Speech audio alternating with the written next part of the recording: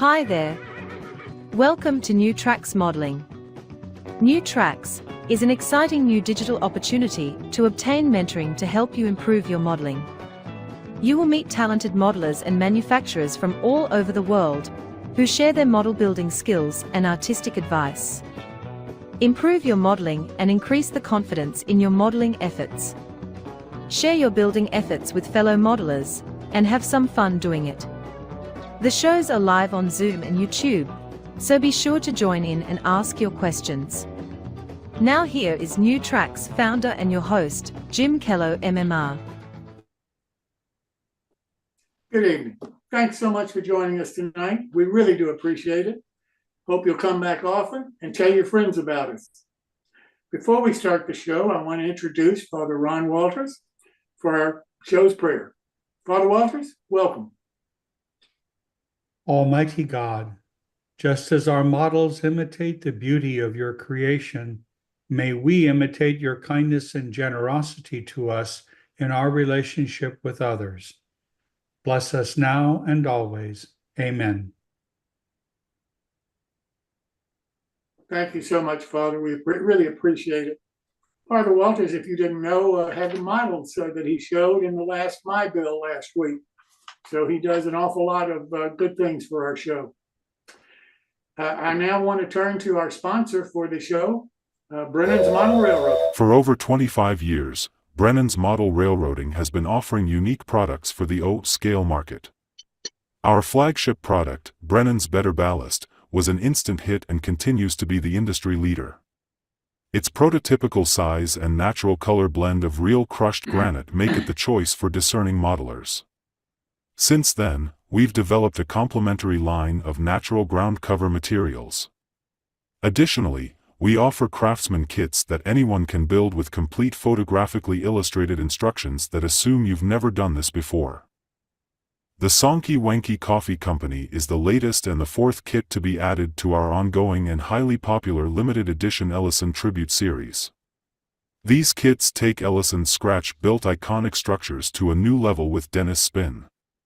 The idea being that if Frank were alive today, this is how we would build these models using modern methods and materials.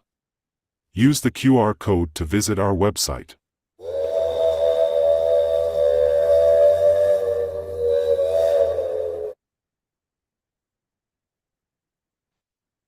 Well, now I want to talk about the scholarship a little bit. Mr. Davidson, who is the chairman of our scholarship committee, is out of town this week and can't be with us. So we have roughly a month left to have the applicants submit their application for this year's 3 scholarships. Each one of the scholarships is worth $2,000. One of the scholarships is totally funded by the Pacific Coast region of the NMRA, and we thank them so much for their generosity. The other 2 are funded by you, the viewers of the show, people that read the articles that I write, people that just love modeling and have heard about us and want to contribute. All the donations came from model railroaders, and it's all about the future. It's all about the young model railroaders that are going to be here long after all of us are long gone, that'll carry on the traditions of modeling and building models in our great hobby. So please, don't let any of them miss out. $2,000 is not chicken feed. That'll cover some cost. Doesn't have to go on tuition. Can go on any cost that they have. The money that they win goes to the bursar's office at the university or college that they're going to be attending. And therefore, they can spend it on whatever fees that they have that don't just have to necessarily include the tuition. So even if they're on a tuition program from the state or from some other organization, they still need to consider ours. Because again, $2,000 is not chicken feed. And we're offering 3 $2,000 scholarships this year. Can you believe it? A bunch of volunteers, a bunch of model railroaders, frankly, a bunch of old guy model railroaders donated that much money so that young modelers can have the benefit of a great education and continue our great hobby into the future. So if you know of a young man or woman it's a model railroader, please tell them about us. They have 30 days to go to our website, newtracksmodeling.com, download the application and submit it. They can submit it electronically. They can send it by mail. All of the information is on our website. So all they have to do is go to newtracksmodeling.com and fill out the forms and send in the application. Love to have as many as we possibly can get. Want all the modelers to have an equal opportunity chance at each one of the 3 scholarships. So please tell them, if they're waiting, they have 30 days to go roughly, because the due date is July the 1st. We'll announce the winners on our show on July 31st. So please help us and get the word out. Well, now I want to turn to Greg Cassidy for the My Build, the next one being on June the 19th. So Greg, welcome. Thank you, Jim. I'm taking Chris's place again tonight because he had a family affair that he couldn't get out of. But the next My Build coming up is going to be on June 19th, and this one will have a theme, and this theme will be water. So for the June 19th My Build, we're looking for any kit that has anything to do with water. It can be a bridge, it can be a water mill, it can be a lighthouse. You could make a boat, you could make a pier, you could make a duck. Anything that has to do with water, we would be happy to show, and we're very loose in our requirements. A couple of the other things that we've been doing with My Build, there's been a posting on the New Tracks Modeling Facebook site that's asking for new suggestions for themes. And we've gotten a couple suggestions there already, and we'd love to have more. And after I'm done, I will put the link to the New Tracks Modeling Facebook site on there. We'd love for as many of you as possible to go to Chris's posting, and you might have to scroll down a little bit to find it depending on what else has been put up. But if you find his posting that's asking about themes for My Build, and just give us your 2 cents. The other thing that we've been doing is increasing the number of My Build shorts that we're putting on YouTube. And these shorts are under a minute long, and they're just to encourage other people to see what My Build is all about, because YouTube shorts get seen by a lot of people. And we might find some people that didn't even know about My Build or didn't know about New Tracks Modeling, but like what they see. So keep your eye out for those. There'll be more of those coming up on YouTube on the New Tracks YouTube site. So anyway, keep in mind, if you have any pictures that you want to send in for the June challenge, send them to Chris Corse. His email is railrunner130@hotmail.com. And he'd like to get them by June 16th, the weekend before the show, so he can put the show together. And then keep in mind, your pictures, if you send them in, will also go into the magazine later, and it's very likely they'll be shown on a YouTube short. So you kind of get triple exposure for your money's worth. I think that's about all I have to say, Jim. I'll turn it back to you. Well, I'd also like to announce, last week, Greg said that we needed somebody to do the shorts for us because he didn't have time to do one, and Chris didn't have time. And fortunately, one of our volunteers volunteered to do it, and that's Earl Hackett. And Earl, I really appreciate you volunteering to do this, because we really need the shorts out there to encourage people to participate in the My Builds. I really believe that it's an important part of our shows. We get an awful lot of views of the My Build segments every time we do one.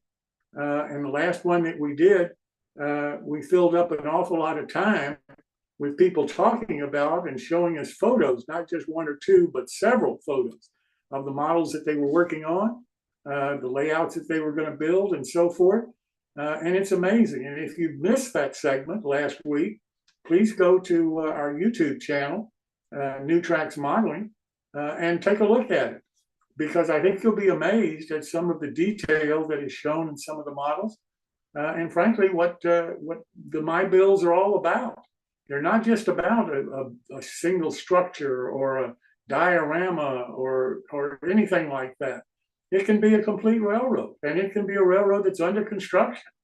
So take a look at what people showed us last time, and may change your mind about participating. I sure hope so, because we really think that as many of you as possible ought to participate and show everybody else what you're working on, what you did right, what you did wrong, and how you improved your modeling as you went. So thanks again, Greg. We really appreciate all the help that you're doing for us. And you too, Earl, I can't thank you enough for volunteering to do the shorts. I found another group of model railroaders today, and it was literally this afternoon. I've been working on this all afternoon. You know that as one of the segments that we do once a month is O-gauge, O-scale, high rail. And Millhouse River Studios is our sponsor, and Dennis Brennan and his models are the host for it. Well, I got asked a question the other day about, well, why don't you have anything about American flying models, American flyer models? And I said, well, because I can't find anybody. You know, as far as I'm concerned, there's no American flyer modeler out there that does any modeling. All they do is have a piece of plywood that they put some accessories on and some track and run trains around in a circle. That's all I know about them. Are there modelers in American flyer out there? Well, the latest issue of the S-Scale Resource Magazine was released today by Dan Daugherty and Amy Daugherty, who own the franchise for it and who publish it. And I posted it on the New Tracks Modeling Facebook page. And I have an article in there. My article is about, I hate to say this, 25 something pages of the magazine, about a third of the magazine, I guess. And as I was going through the magazine and looking and seeing what other people had done and what they were talking about, I ran across the page about the current S-scale shows. And there was one in there that I'd never heard of before. It's called S Fest. And it's in October of this year. And I started reading about what Dan had written about it and the information. And there wasn't a place that I could find where I could email or call somebody and say, you know, tell me about this, you know, can you give me any more information? So I sent Dan an email and I said, how come you didn't put something in there where I can contact people? So he said, well, you know, here's the only name that I've got in the email for this person. And I said, fine. So he sent me the person's name and email. And I sent him an email and said, I'd like to talk to you. Here's my cell phone. Give me a call. Well, somebody else called me. In other words, this person had gotten my email, gave my email to another person that was involved with the convention or the event. And that person called me. Well, that person was taking care of all the registration.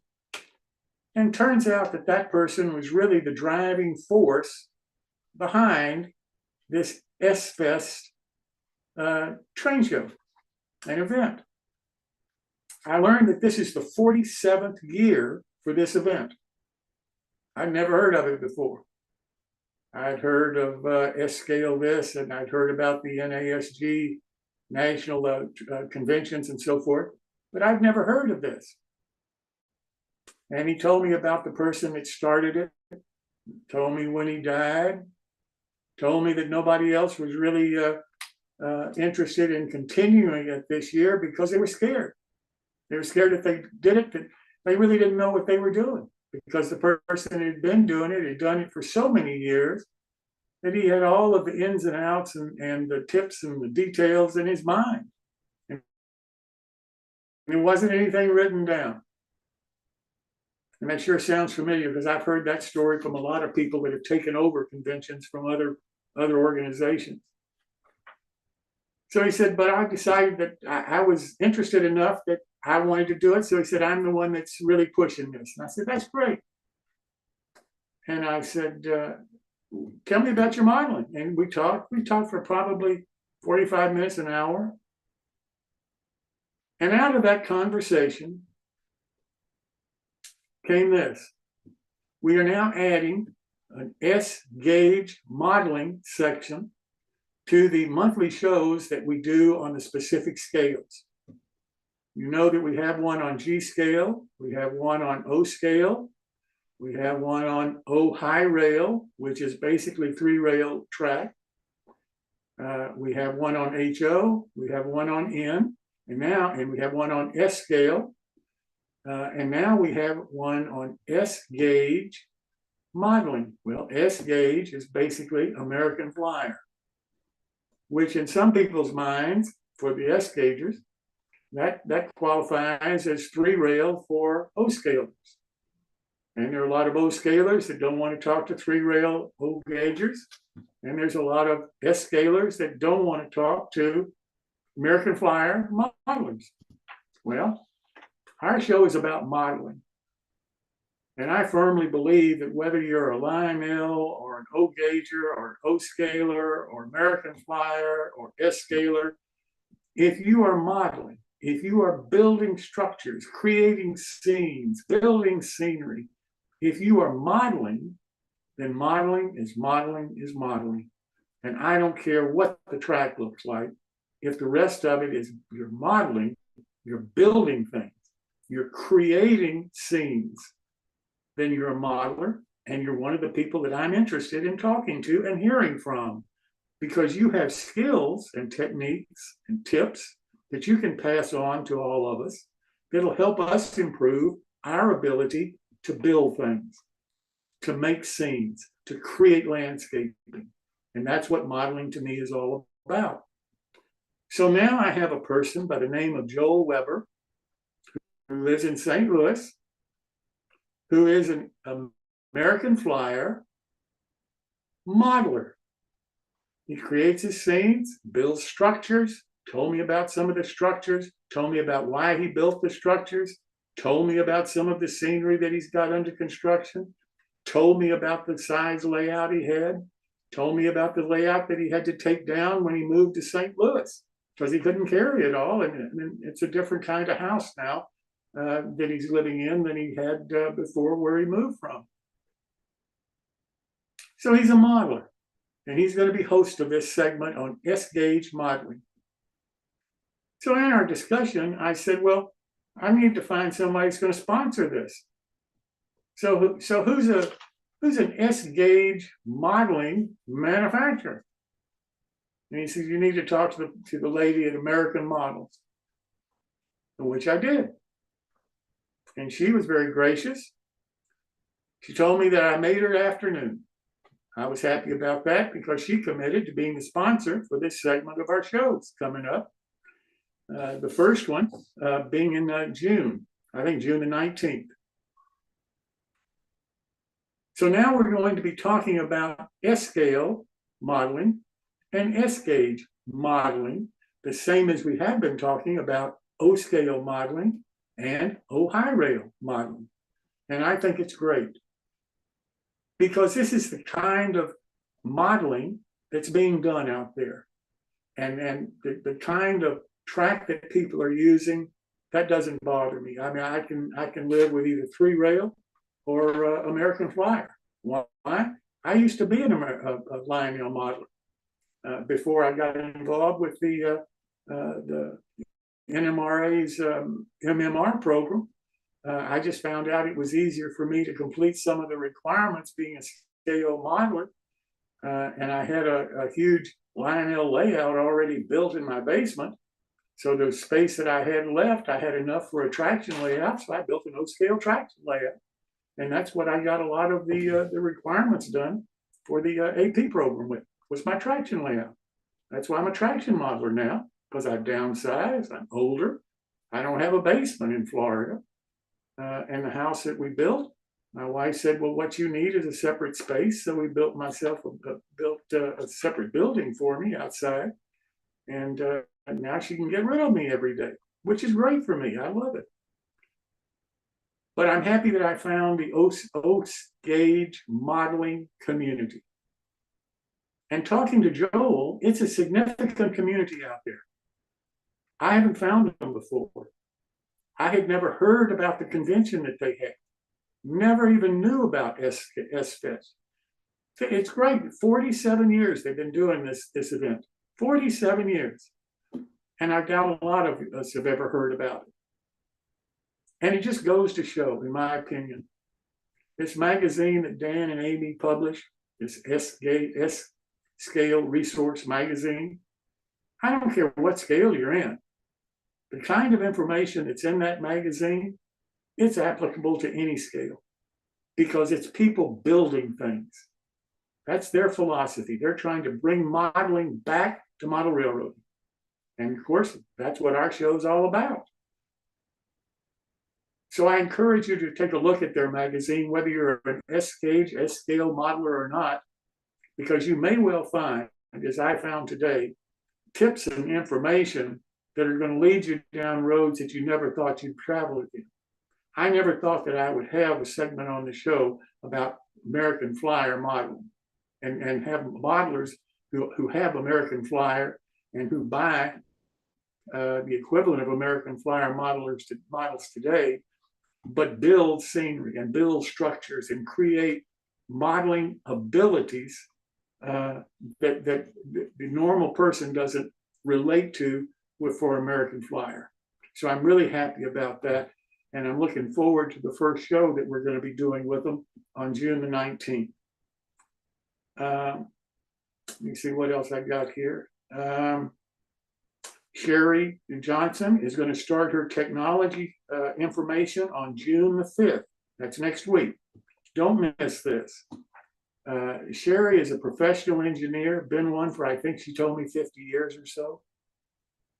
Her company, Cat's Paw, uses technology in everything that they're doing. And the more that they're coming out with shows the kind of abilities using technology that she has. So if you're interested in the new technology and think that there's something in it for you, then don't miss her series, because her series is designed to help you actually use the technology and not be afraid of it and not be scared to learn it, because that's what it's all about. It's using the technology that's going to help us in the future become a better hobby. And frankly, get a lot of young people involved with our hobby. Okay, those are my announcements for tonight. So let me start with our first presenter here, who is Mr. Martin Breckbiel, MMR. Martin, welcome.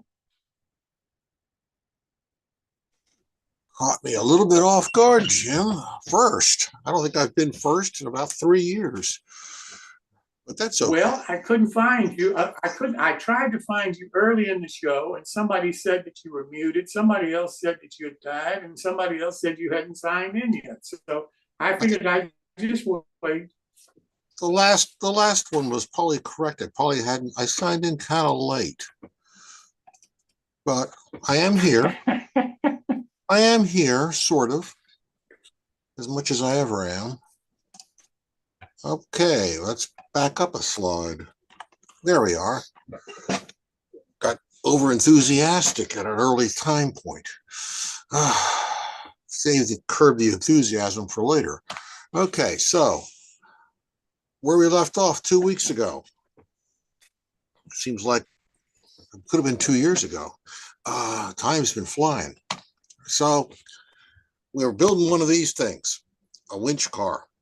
Just to remind you, that's where we're headed, in that direction. And that's about as far as we got 2 weeks ago. We've got a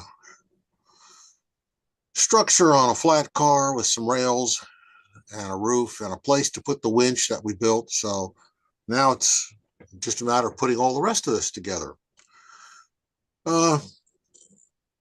There's a lot of the rest, so we'll go sort of quickly or not so quickly.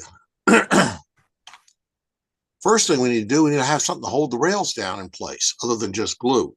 So you've got these pieces of wire that wrap squarely around the rail through the decking, around the outside of the car, and underneath are bound together by a piece of brass. I didn't solder these together.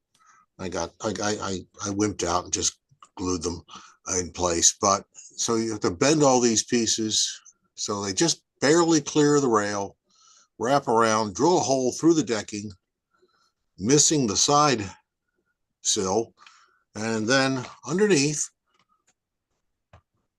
you have this little piece of brass with two holes drilled through it. So this is a lot of fun. You have to fabricate all these pieces of wire, pop them through the hole in the deck, and then pop the two pieces of wire through the two holes in the little tiny piece of brass. And you only have two hands to do this all. So it's a bit of a manipulative challenge, and can provoke some colorful language at times, particularly after you get it on there and you reach for a little drop of glue and it goes flying off into space and you have to make a new one. We won't talk about how many times that might have happened, but it's together and it's holding nicely. Now you can see I don't have the brake system installed yet. All we have in there is the train line and the truss rod system, not up on the queen post yet. So we need these pieces. These are what the winch cable runs through over the top. There's a little A-frame in brass. I made these out of H structures. I had some in a tube, so you could use solid brass or styrene, box girder or box shaped stuff. But I used the brass because I thought I'm going to set myself up for failure here as best I can and hold this all together. So this is a lot of cutting with the Dremel, clamping it into place. Clamping these pieces are actually what really holds it together when you assemble it. This is about 20 thousandths brass, two pieces, and you build one, clamp it all together, get it soldered, use that one as a template for the other one. You can probably make two that are close enough together that they'll match adequately. If you had to make 20 of them, you're never going to make 20 identically. But two you can probably make. Even, if you set up a jig and set it aside, you'll probably mess it up at least 1 out of 3 times. I got close enough. These are just the little feet on the end of it are just 15 or 10 thousandths scrap brass, a piece of 33 thousandths brass wire across here for stabilizing it. And I got 2 made. It's all held together. I can grind off a little bit of the excess solder, clean it up, Q-tip and some lacquer thinner. And that dot there is important because there's where the pole goes that connects the two together. So now that I have it assembled, we go for the big moment and see if I can ruin it by running a drill through it on the drill press and pop a hole through it, and do that on the other one and get it lined up about as close as I can. And apparently I did okay. That's a piece of 47 thousandths brass tubing, brass rod. And on the end, there's a pair of holding it together. These are actually 080 or 0100 hex nuts. They're all soldered together. Guy wires of a 25 thousandths brass wire, crisscrossing. It's pretty stable. Be careful with, because I'm using a torch, not a soldering iron. This is a Grant Line plastic part, so you have to be a little careful where you aim your torch when you do that. And you have a piece of plastic in the field of fire, so it's a little bit of caution, a lot of clamps and stuff set up, and make sure, okay, I can come in safely from this end, from this angle with the torch, touch it quick, get some solder on it, and get the heck out of the way before I hit the plastic and melt the thing that I can't get back off after I've melted it. So you want to avoid that, but it can be done. And you can see in that picture, you see that these are H beams as opposed to a square box. But you can use square box. I just happened to have this and I thought it looked better, more interesting. And test fit it where it goes on a car. And strangely enough, it actually fits. I almost measured it close enough to make it fit in between the rails. So it's got a little room there, but that's okay. Better that it's a little small, a little tighter, a little narrower than a little too wide. I have to force it in or grind off some of the the brass feet. Okay, so we'll move on to finishing the car. This is just stained with Minwax, top, bottom, all around. I've added the air hose on the castings on the ends, but it's just Minwax. And I've added the entire underbody now and given it a touch over with probably locomotive black. I have a bottle of poly scale that I've been trying to kill. So every now and then I pull it out and scrape the bottle with a brush and touch things up with that as best I can. Okay, we'll start putting stuff on the car. We'll put our winch that we built 2 weeks ago back in here, a pair of forceps and some glue, and it's in place. Hit it with a lot of oily black. I have a bottle of polyscale oily black that is congealing, but I throw in some water, stir it up hard with a stick, and then it makes good weathering material. And it's actually got a lot of oily black on it. Got a water bag here, a toolbox, and there's a pick, a barrel, got some hammers in it. You can never have too many hammers. A bucket over here with some grease in it. Here's the cable that I'd left long. It actually is out here, wraps around this. We'll come back to this. There's a hook on the other end. It's just hooked on the back wire. So we know where we put the hook. It's not laying around. This is a little guide gadget that runs this cable. Cable runs right through this, and it's keeping it in the center of the car. This is made out of a pair of two halves of a piece of brass tubing that I just cut in half with a Dremel and soldered upright to a piece of scrap brass. There's a nut bolt washer on each side of it and a little bit of glue holding it in place. So it's a rounded guide system. You can see it better in this picture, the shape of it being half rounds here. And that just keeps the cable from wandering back and forth and all over the place when you're cranking things up onto the body of the car. And a little more weathering and what have you. Just scraps of paint in old bottles. And I've painted the structure end of the car. I've forgotten what color yellow it is. It might be Erie Lackawanna yellow that I just kind of liked the color at the time. And it's just dry brushed on the entire car. It's not actually painted. It's a light dry brushing. And I thought, there's got to be some way to power the electric winch. And I thought, well, I model trolleys occasionally when nobody's watching. And a cable with a hook on the end of it gets thrown up over the cable wire, trolley wire, and now we have power for our winch right back down through the car. Surprise. And just the standard Panera napkin roofing with dark gray paint. There's a better picture of the paint job. It's kind of rough, just the way I wanted it. And when in doubt, you have to add a figure, a warm body, or in this case, a pewter body, which is not all that warm, but he's here anyhow with his oil can, just in case something untoward happens and he has to run up and adjust things.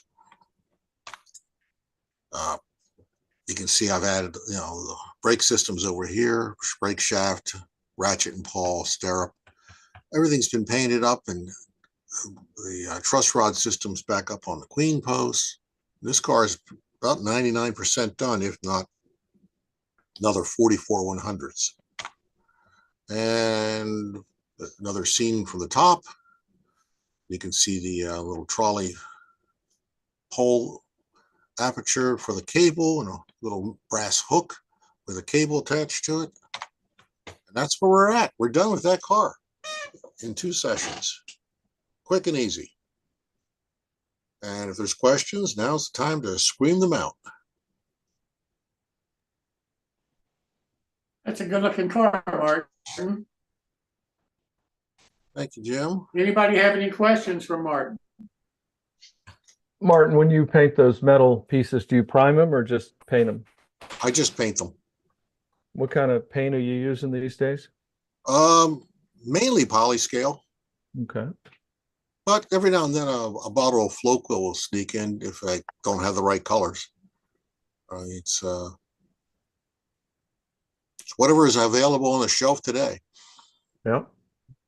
I try not to buy too much paint.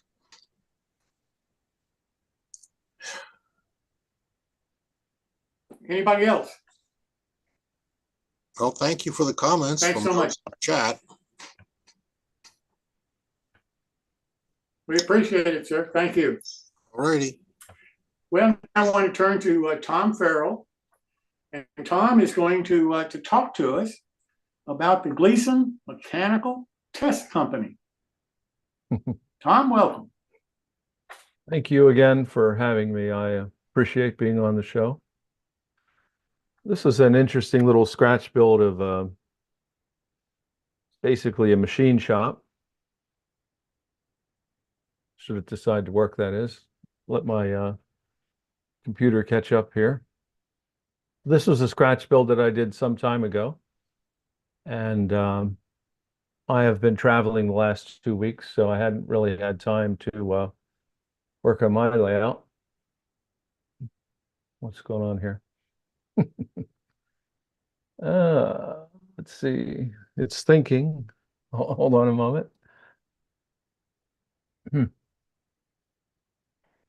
Well, total failure. Hold on one moment. That's what happens when you buy Apple products. I know, huh? What the hell? Hold on one second. Jeez. Why am I having system? You know what, Jim? Hold on.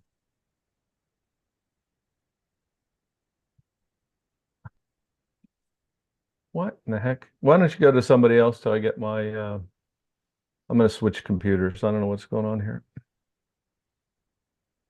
Okay. Oh, Well, the there we- next person that I go ahead. I think it's coming up. Okay.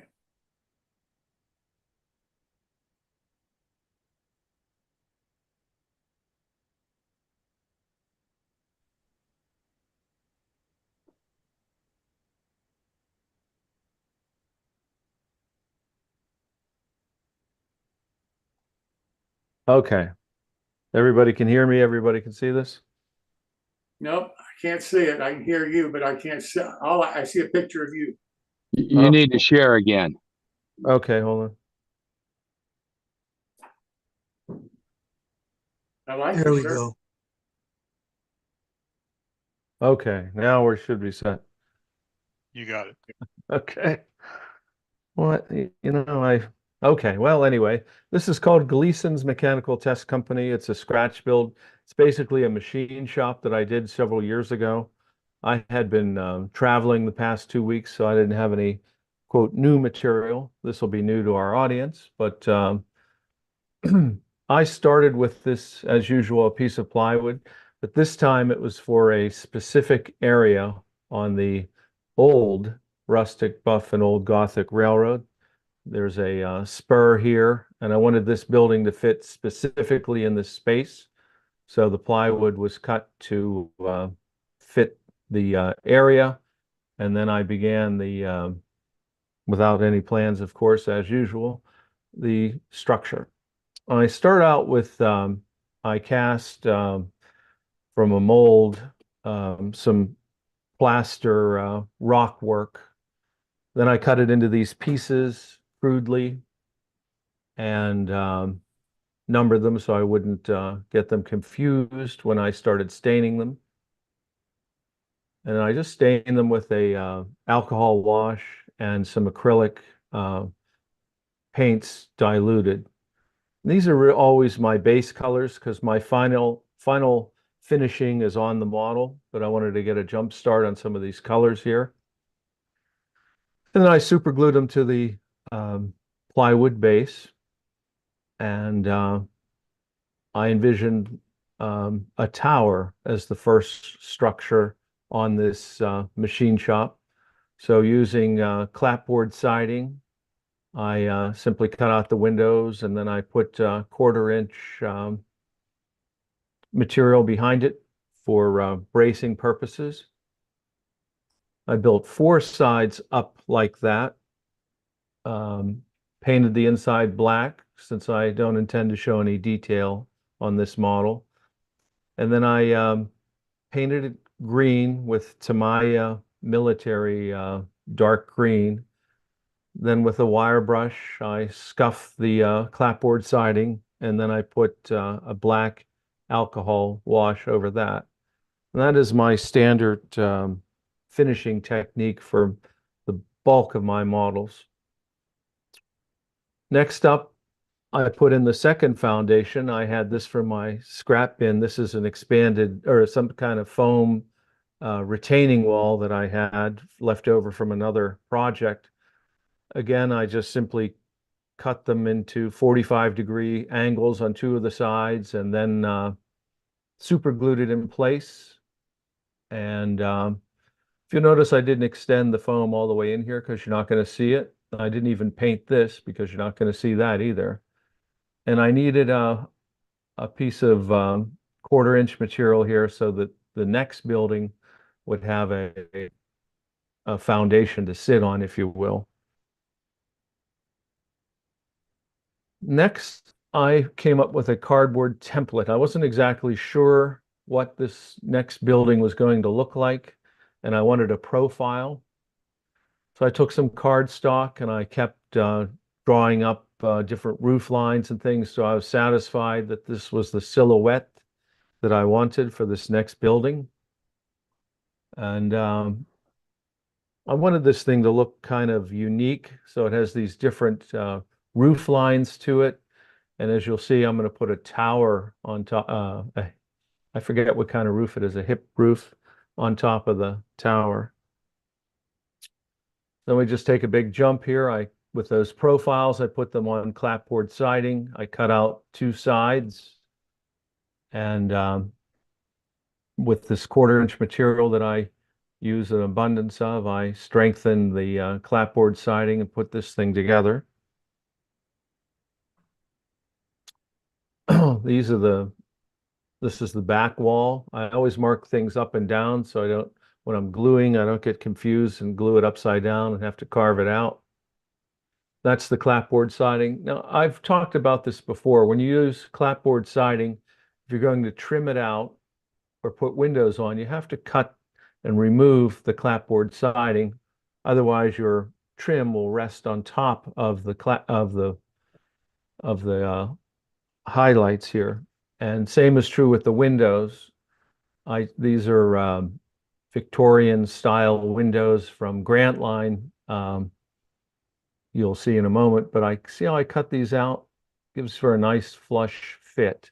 There's actually quite a bit of work in this piece before it gets glued onto the structure. So there it is glued on, and you can see the shaving. I just use a flat X-Acto blade. First I cut this out with a number 10 blade, the common blade, I think it's number 10 blade. And then I use a flat blade and just shave this stuff off.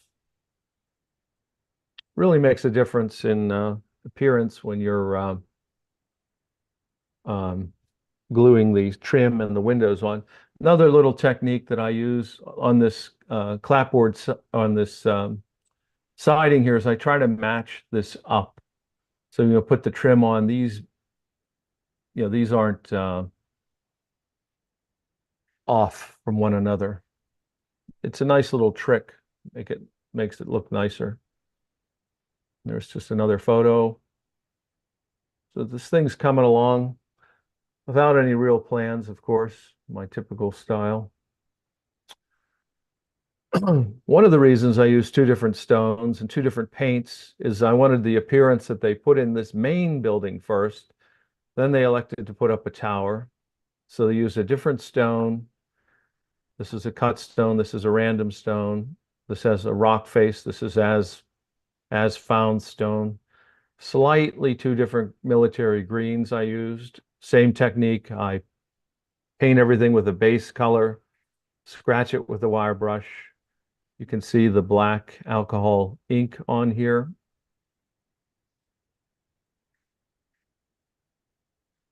And there's the back side.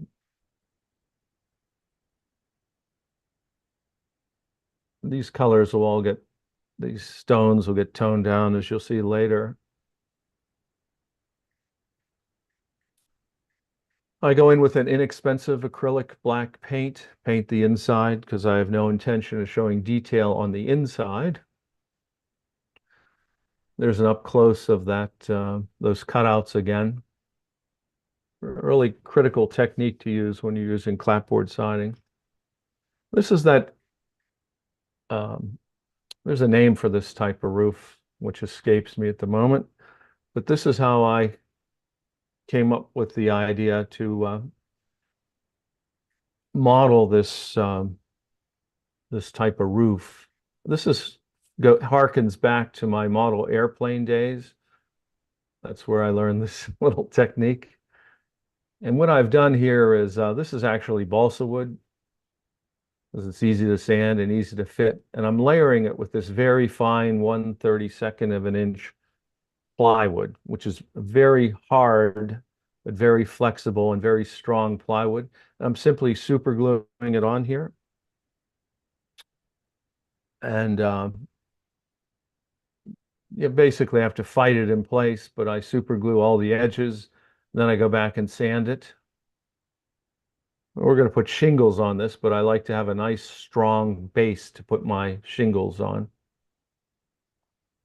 Here's the model developing. There's that roof we just saw. I just painted it black, and I've begun adding materials here. This is actually plastic, styrene, flat piece of styrene with strips of plastic to simulate a metal roof.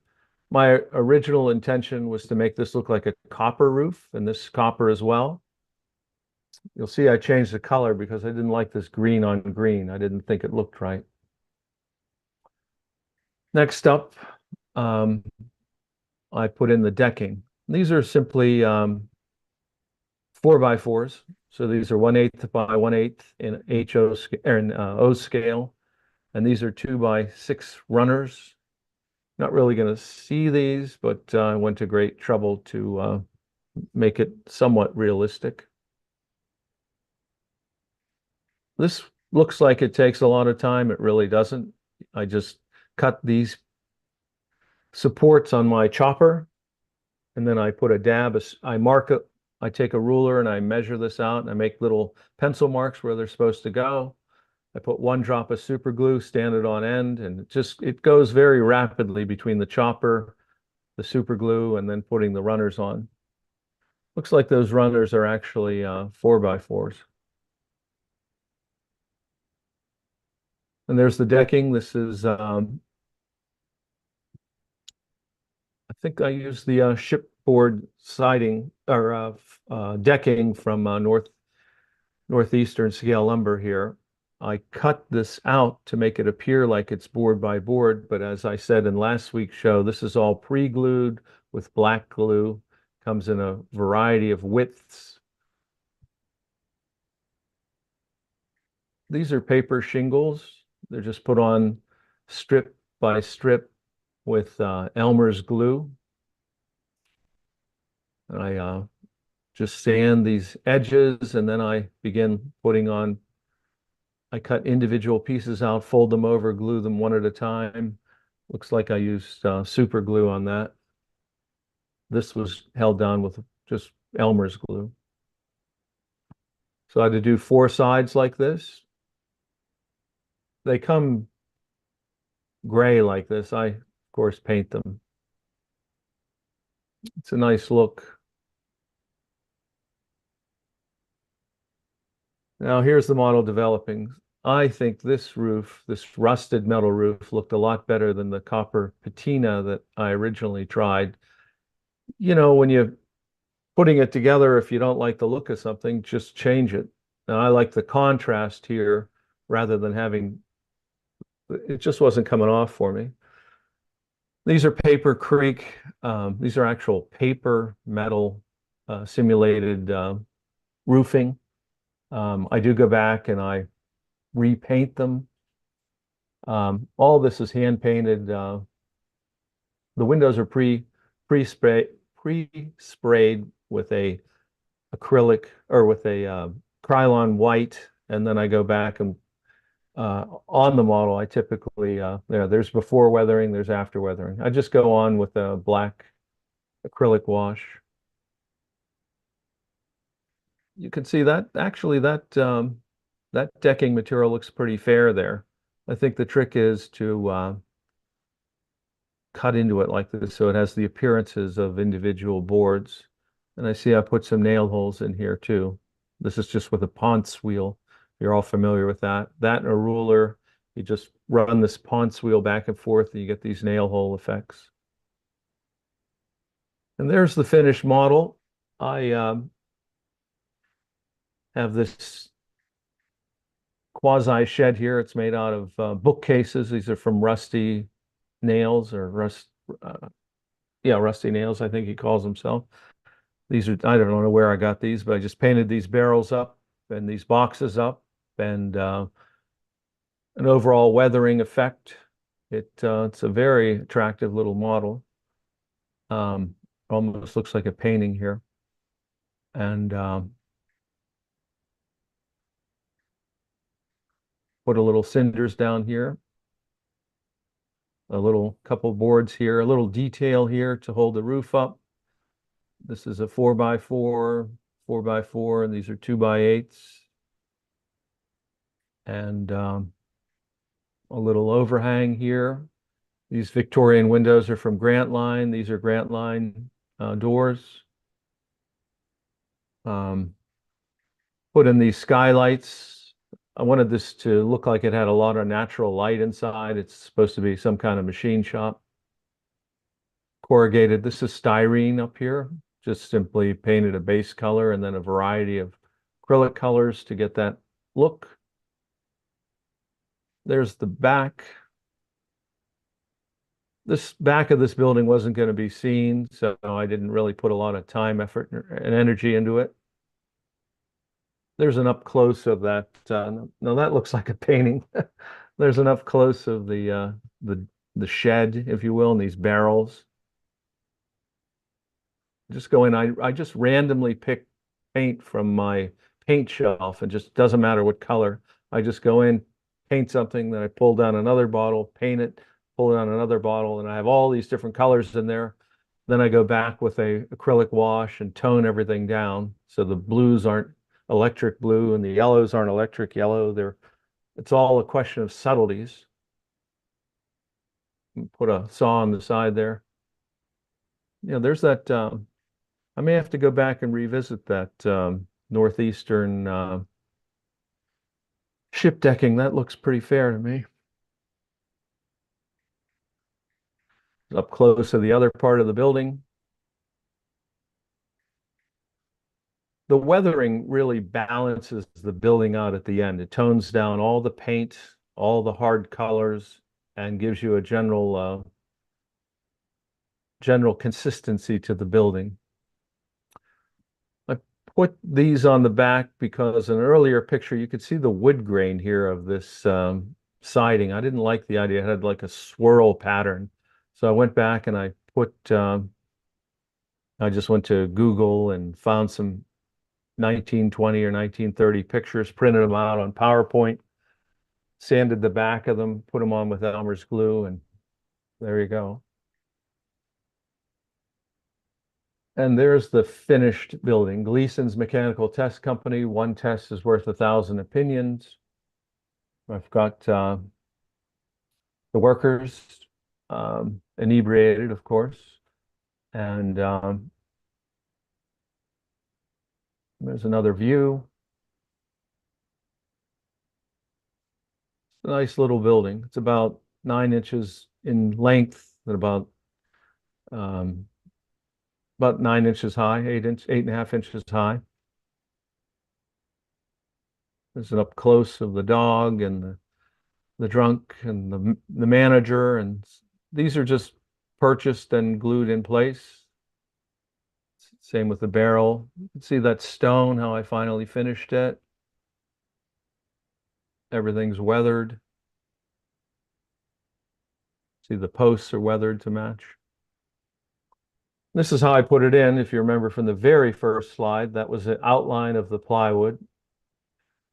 And then with these tools of mass destruction, I started taking out the scenery. Everything on my old layout and my new layout is on pink foam. Simply pry it out. Here's my little trick. I take that 1/4 inch material and I do an outline so that that plywood base fits right in there. This is critical if you're ever going to take your layout apart someday. As I've said, the old rustic buff and old Gothic was 15 years in the making and a half a day to take out. The reason it was easy to take out was this technique of taking 1/4 inch material basically as a framework. You set the plywood inside the framework. I paint Elmer's glue all around it, put in the scenery. This is the old layout. You can't, I mean, if you look real hard, you can see where it is, but you can go back and put another layer of cinders and things on there. But it literally, when it's time, if you ever have to take your layout apart, this literally pops right out. I mean, it took like a minute to take that out, if that. There it is on the old Gothic, the original. It's spot. I mean,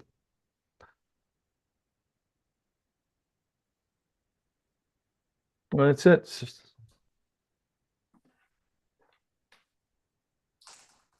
That is some structure. No question about it. thank you. It's a neat one. Anybody have any questions for Tom? Yeah, I do. Yeah. Put it burned there.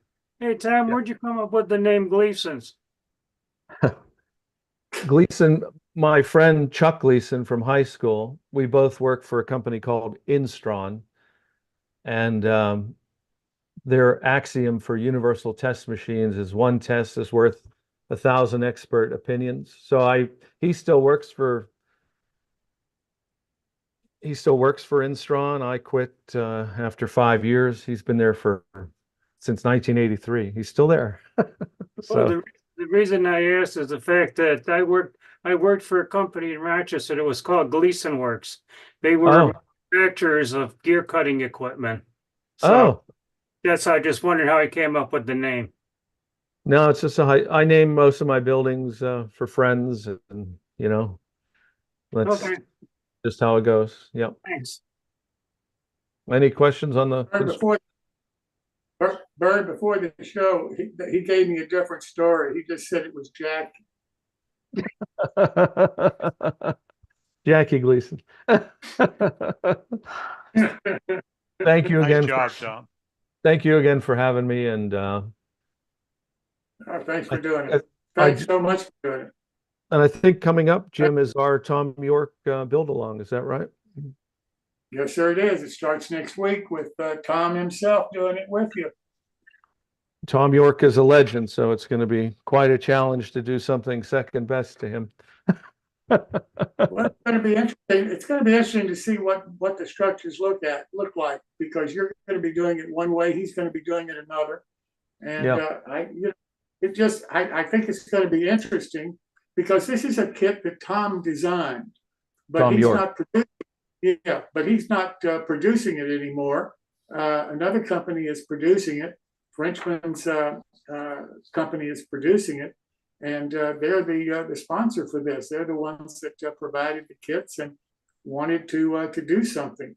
So I really am pleased that there's another company now that's taking over the production of Tom's kits, because it allows us to keep seeing the magic that he created in the models that he designs. But he's just not able himself to produce them anymore. So having another company come along and partner with him, I think is great. Yep, and he should be mentioned in the same breath as John Allen. He is really a spectacular, legendary, creative force in our hobby. He was an amazing guy. Yeah, so I'm kind of honored to be on the same show with him. Well, it should be interesting, and I think it's going to be a fun segment for everybody. So it starts next week, and I hope everybody tunes in to see what gets built here. Thanks again. Well, now I want to turn to a new person on our show, Justin Murphy. When I talked to Justin, he talked to me about the back roads of our country and traveling the back roads and the scenes that you can come up with if you travel the back roads that you won't if you travel the interstate highways. So, Justin, thank you so much. I look forward to hearing what you're going to tell us tonight. Welcome.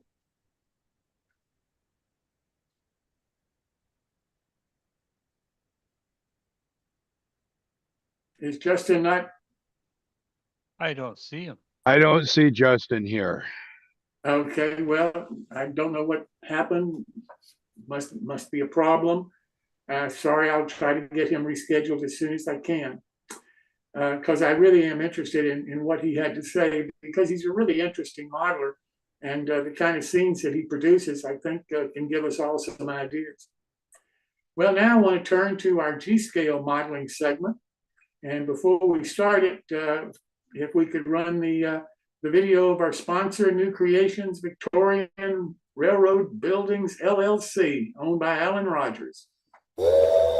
Welcome to New Creations Victorian Railroad Buildings, located in Bakersfield, California, 1 hour from the famed Tehachapi Loop. As part of building his model railroad layout, Alan Rogers took photos and made scale drawings of a number of buildings in the Southwest, many of which no longer exist. New Creations Victorian Railroad Buildings has turned these photos and drawings into kits with laser-cut wood, 3D printed components and detailed instructions. We produce kits in HO, O, S, N and G scales. Our O scale kits are compatible with Holiday Village dioramas. You can see our products at train shows or use the QR code to visit our website. We hope you will try our unique kits.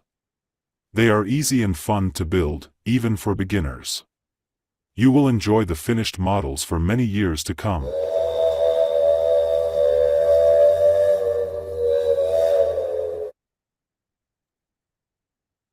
Well, now I want to turn to our host for this segment, Steve Benninger, and I think he's going to be assisted by Steve Sherrill. So, gentlemen, welcome.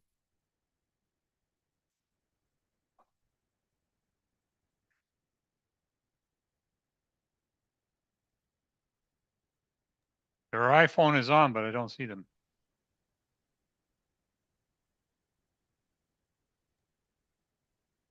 How about now?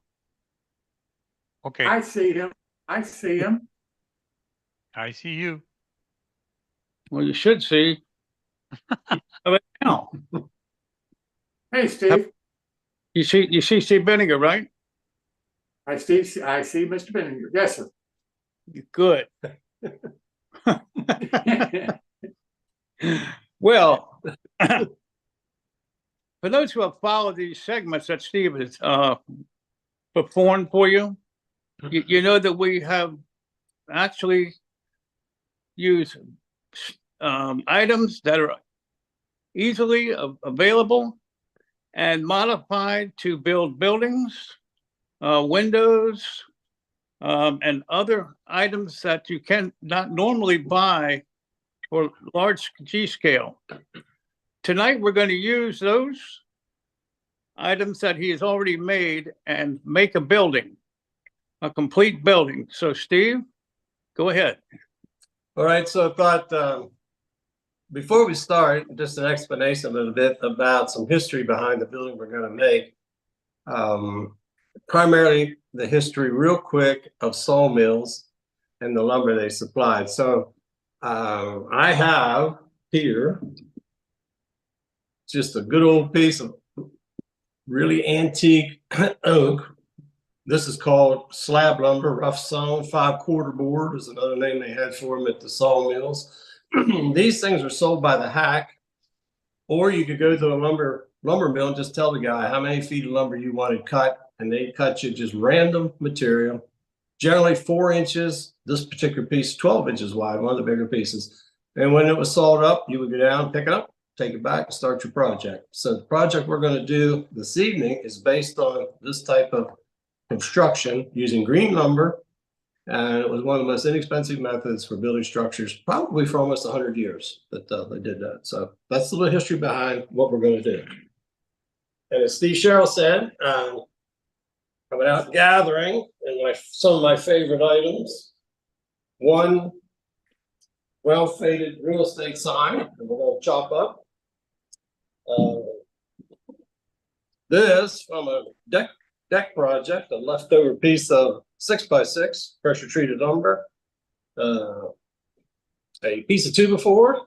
We're going to need that.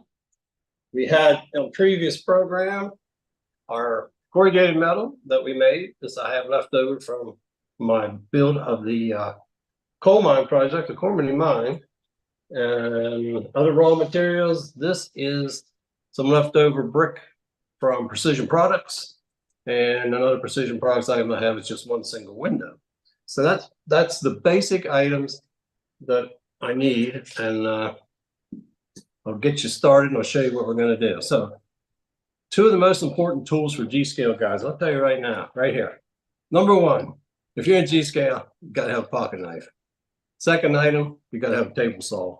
That seems like one extreme to the other, but a table saw is invaluable in making G-scale products. And that table saw came in very handy on this project. So first item, just with the block, and it doesn't matter how rough these things are, it does not matter. As they lay around, typical yellow pine, it'll crack, it'll shrink.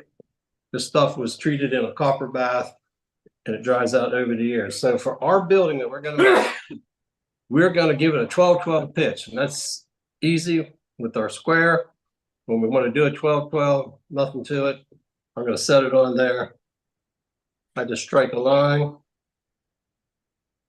Both sides. When I get done, I'll square that across. That's the bottom of my building. It's going to look just like this, right? We can run it through the table saw. I also have a big chop saw, so it doesn't matter either way. So when I cut this, I'm going to have it laying in the chop saw so that we make one cut, we flip it, we make a second cut. If it's on the table saw, we just do the same thing, and we're going to cut it one time, flip it over, cut it again. And when we're done with that, we're going to have a new piece of wood and our height at 1/2 inch scale, right? This is going to be my base down here, peak of the building up here. Up this side, we want about anywhere from 4.5 to 5 inches, because that represents anywhere between 9 and 10 feet on the finished structure. That's the beginning. Second item, this piece of 2x4. The piece of 2x4 is going to be an addition on the side of the building when we get done. This is too big. We're going to split it at 1.5 inch standard wood. We're going to run through the saw, get it down to about that size right there. So there's our 2 rough pieces of solid wood. After that, we're going to switch to chopping up that real estate sign that I showed you. This piece of the sign is what we're going to build our structure on top of here. We're going to use some more pieces of it for the roof up here and for our little roof on the side on this structure. So typical scraps cut up for what we need right here, right? These are leftovers. Our little roof that's going to be on the side is right here.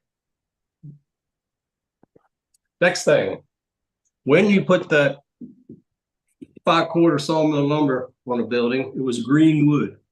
Even if you butted it together, come back a year later and it shrunk. This leaves gaps between the boards. So usually they double sheet the building, one layer, put the second layer over it. Otherwise you just have air flowing through those gaps. To get that look, now we're back to our 4x4 again. I've taken this piece, there's our cuts, and I put this on the table saw with the blade sticking up 1/8 of an inch, and I just set it random. Like I told you, 4 to 12 inches. So I'll just set this thing, put 3/8 off the guard on the saw, pass it through, flip it around, pass it through, roll it over, pass it through, flip it around, pass it through, all 4 sides. When I get done, now I'll move over, say 3/4 of an inch to 1 1/4 inches and do the same thing. So that when I finish up, I'm just going to have a random bunch of cuts on my building on all 4 sides. Next thing I need to do, I want to put a foundation under the building. I don't want to just set it down on our piece of sign. So what I'm going to do next is, as we looked at the first time, I just have a square edge here at the bottom. I set the guard on the saw 5/8 of an inch tall and 1/8 of an inch from the guard. I'm going to pass it through the saw blade, all 4 sides. Then I'm going to go back, lay it on its side, set the blade at 1/8 of an inch, pass it through again, and I'm going to remove this piece right here. I want to take this away because that's where I'm going to put my foundation, and I want it inset from my rough cut lumber on the sides. For the little addition on the side, remember we had the 2x4? In fact, this piece of wood has 2 drill holes here in the side, but it doesn't matter, believe me. Don't worry about that stuff. Here's the little addition that came out of the 2x4. I've done the very same things. 3 sides here because this will be up against the building and the random cuts. That is going to go just so on my building. So now I have the main structure and my little building here, which I call the outhouse plumbing addition for indoor plumbing for these folks, so they don't have to run out to the outhouse. That's the basic parts of our structure. Now we're going to switch. We're going to switch up now to our materials that make up our roof. So I cut out 3 of them. One is this one to the side. And here's my 2 pieces. And this is my sub roof, right? Just like that. And you guys know me, I like either PL 375 or something like that kind of glue. I'm going to take this. I am going to, oh, look out, Steve. Wow, got me. Almost shot Sherrill. I'm going to do that on both sides. I'm going to set that down in there. A little overhang here on both sides. Mash it good and tight. And just because I happen to own one, I'm going to use my air-driven pin nailer. And I'm just going to go right up on top of this. That's it. All done. So now I got this on here nice and tight. Next product is our corrugated metal that we had. That will go on here as well. Same old process, right? Lots of glue.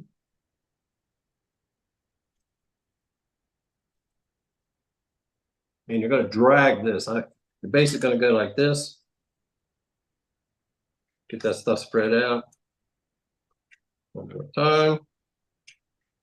Set that into it. Get lined up here at our peak. And any excess, we're just going to wipe it off. It doesn't matter whatsoever. If it's on here, you can get some water if it bothers you and take that stuff off as well. And one more time, I'm going to spring it down square, just like this. And I have this material here. This is probably evergreen plastics or somebody like that. That will be my cap on my roof.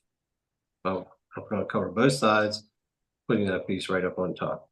And I can do the very same thing as I did before. If I mark this and cut it over here.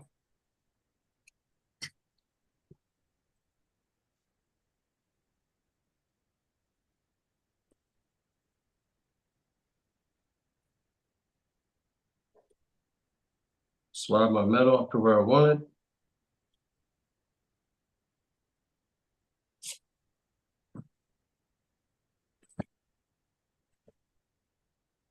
And there we go. That all set up dry, and we'll be good to go on that part. Same thing for my little addition on the side. We're going to put this on here.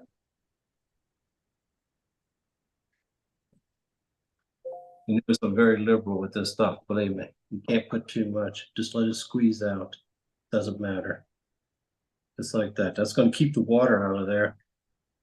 Got to remember, this is going outdoors.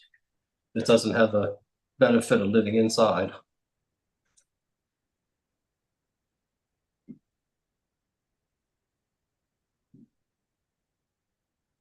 Right there.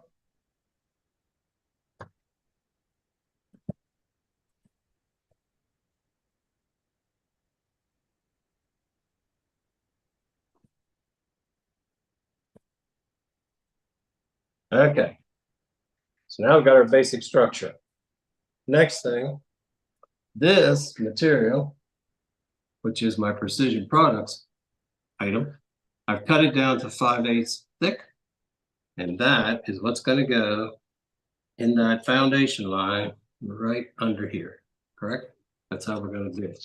And you can use about anything for that. I'm just going to have the same stuff out here, so I'm going to use this. I also sometimes just use super glue.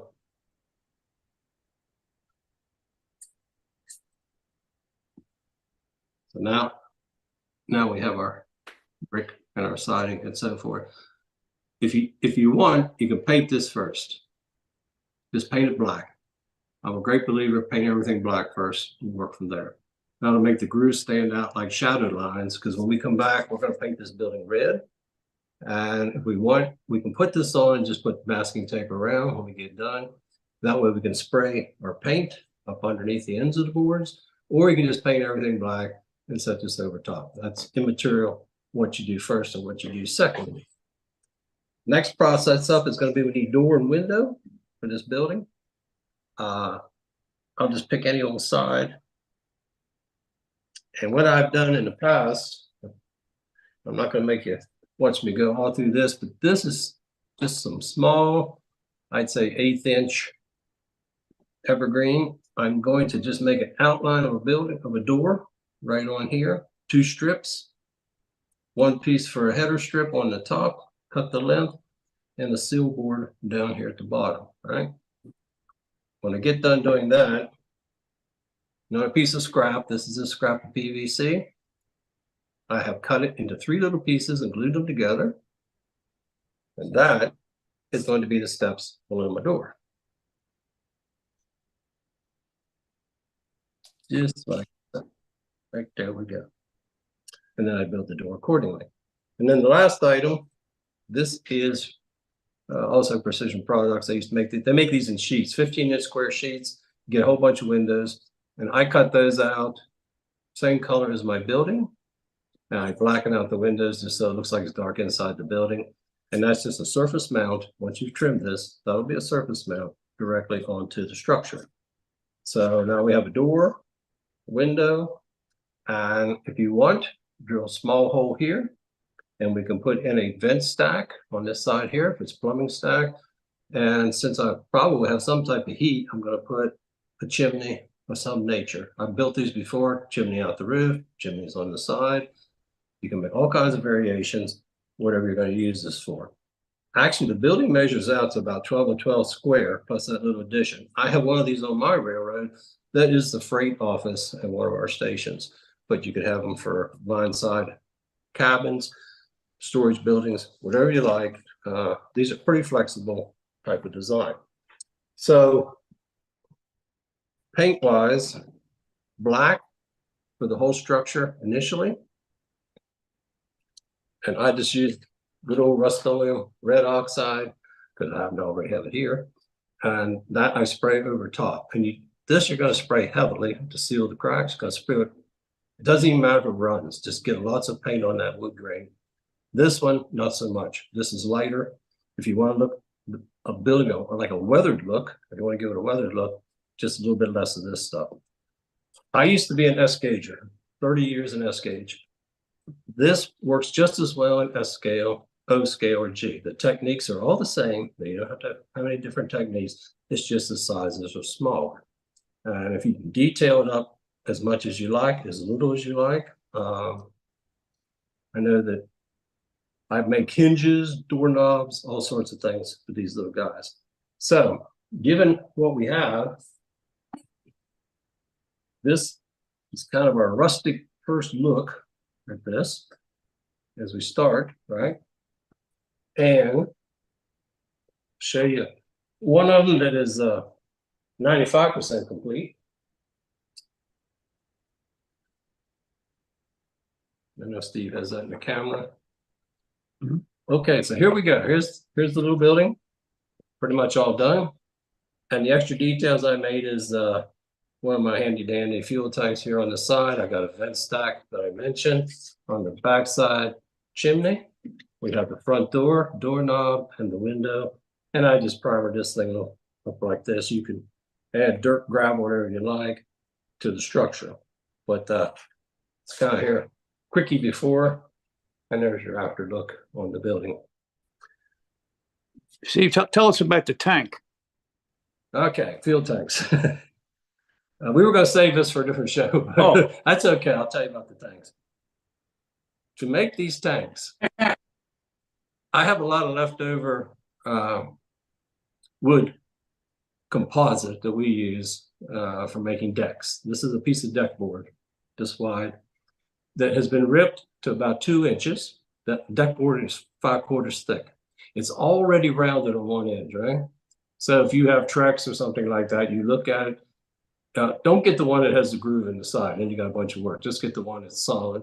All you're going to do is take the other side. I put it on the belt sander and roll it back and forth till I have the same radius that I had here on the top. Next thing, we're going to drill a hole for a vent cap. We're going to insert a nail, and we're going to use a hex screw up here for the fuel point. That's where the man feels the fuel to put it inside. One hole here for the fuel line coming out, 4 holes in the bottom, and 4 more nails of some type for the legs. I've actually had little drain spouts that I put on these things in the past. So very simple little detail item that you can make. And it kind of makes the model when you put things like that with them. There we go. 1 G scale building. See, put a G scale car next to the building for perspective and size, okay?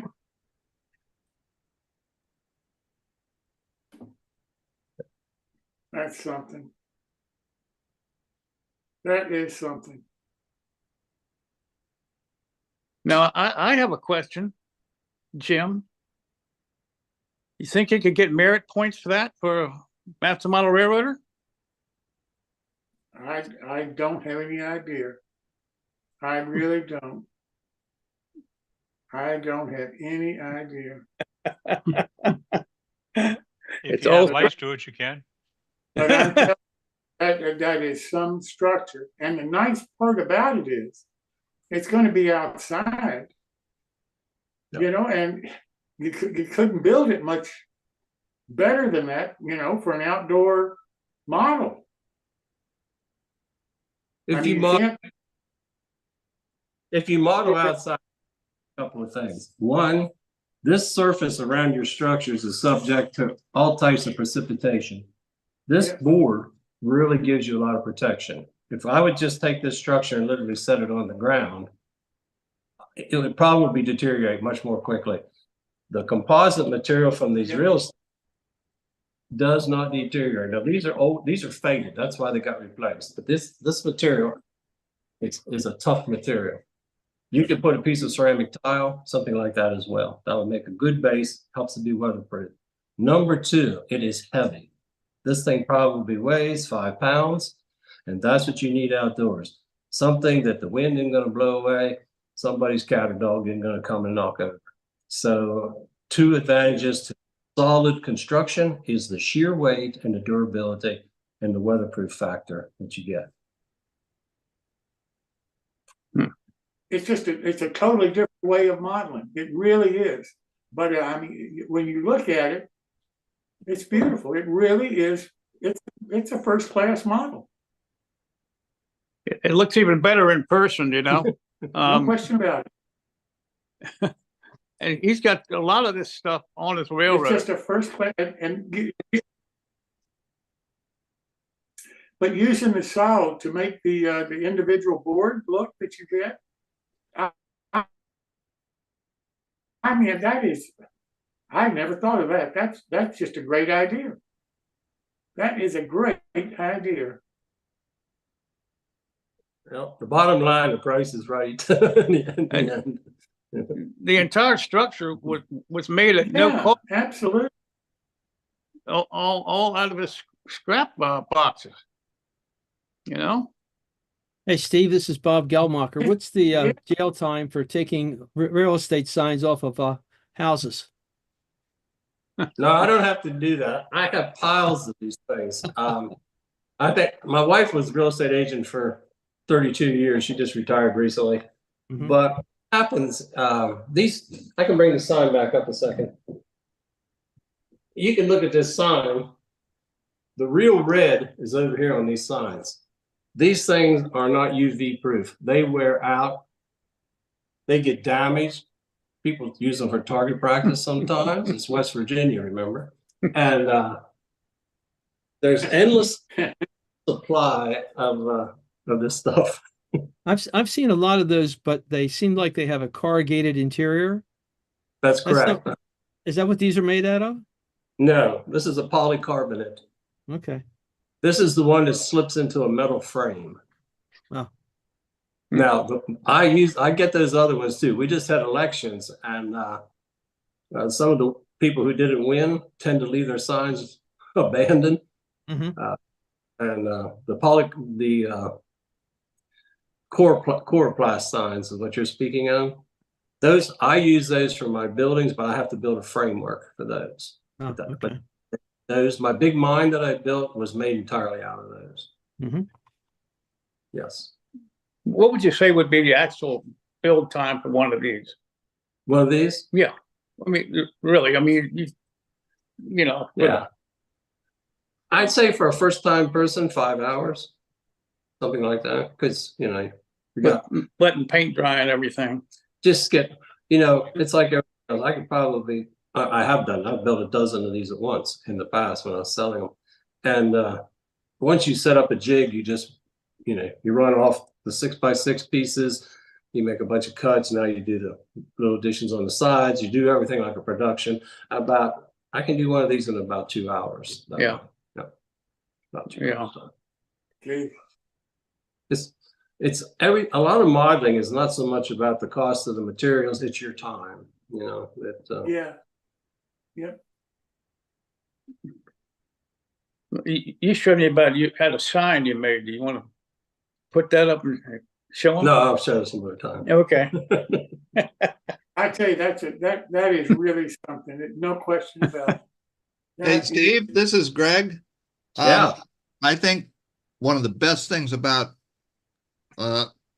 your building there is you don't even have to weather it because it's going to do it itself. Yeah, it will.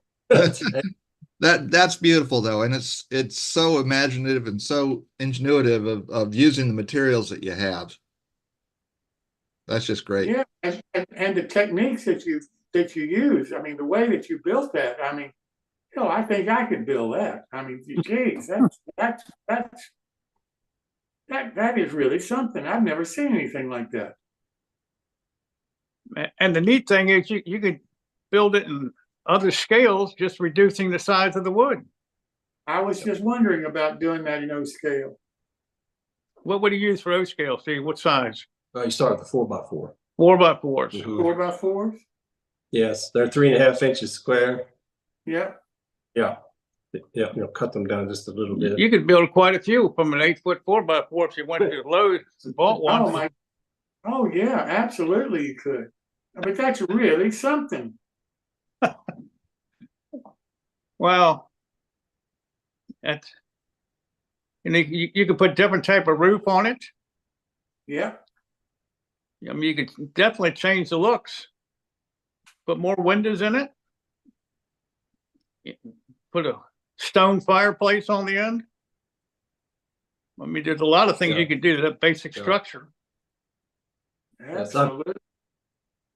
I've done them with the stone fireplace, and for that we use the scraps from the 5/4 borders. The boards we use on the border of the deck is 5/4 thick, and you just cut your chimney right out of that material, and then you scribe the PVC very hard, like you would scribe foam for an interior project, and then it just becomes a stone chimney. And same thing, it's all scrap. Just maybe I'll make one of those one day.